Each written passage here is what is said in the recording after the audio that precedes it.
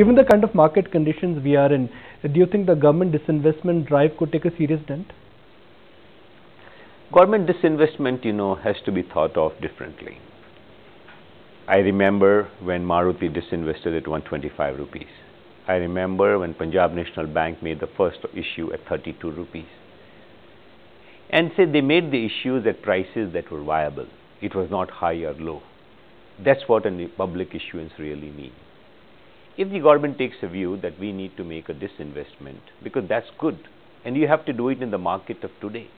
It's like, we have a saying in Marwari that if a man dies today, you have to bury it today, and you have to bury where he dies.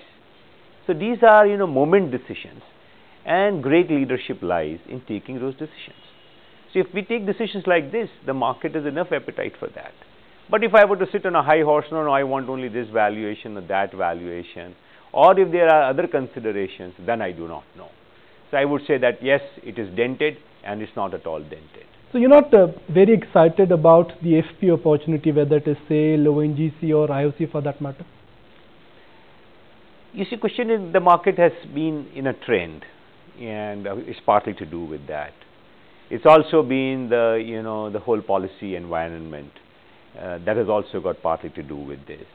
It's also a question of pricing strategy and how the market thinks.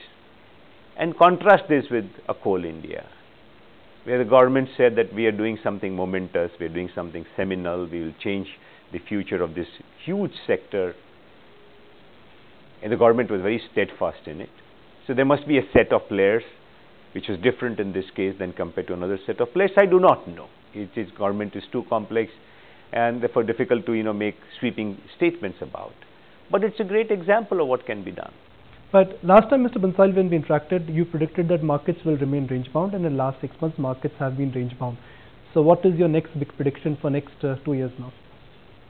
2 years is a long period of time, Nikunj. But I think the markets probably want to test a bottom, but I think they're more rearing to go up at this point of time. As I said, that there's a huge uncertainty or huge suspense about what the next policy moves are. I don't think it's about the current political drama of one kind or the other. This nation is too large. The common man is not affected by a lot of these things. And therefore, what people really want is my life going to become better? Is someone taking real decisions? You have seen all shades of political parties being acceptable to people at large. They don't seem to care. It's not an ideological game at all anymore. So I hope someone is just understanding this reality. And I think one of the most inspiring statements for me is one by great Jamshedji Tata. And he said that those who come to be in the possession of means of production and wealth must always remember that they are mere trustees of it. So also those who are in the seats of power, those who are in the positions of control, have to realize that it's a moment of great trust, great expectations, and they better deliver.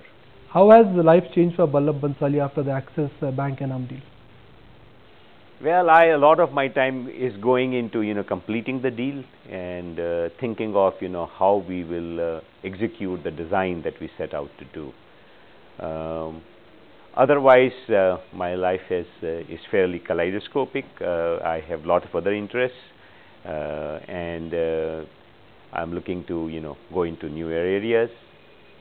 But obviously, my biggest excitement is to be able to take my practice of Vipassana further and to persuade my friends, including you, that Vipassana requires 10, 11 days of retreat.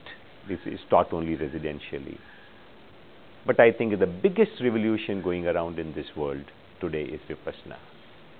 Because in a world which is seeking peace so much, which is seeking understanding so much and harmony so much, here is a method, a technique, which is India's own, which is pure science, and which you have to really take those 10 days out to experience and give yourself a tool, not only of peace, but real power over yourself.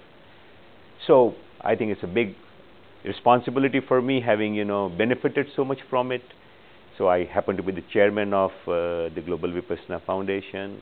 Well, I'm one more trustee, one more servant of Dhamma. So I think it's a very big thing for me. On that note, Mr. Bhanshali, really appreciate your time and thank you for joining us on ET Now. My pleasure.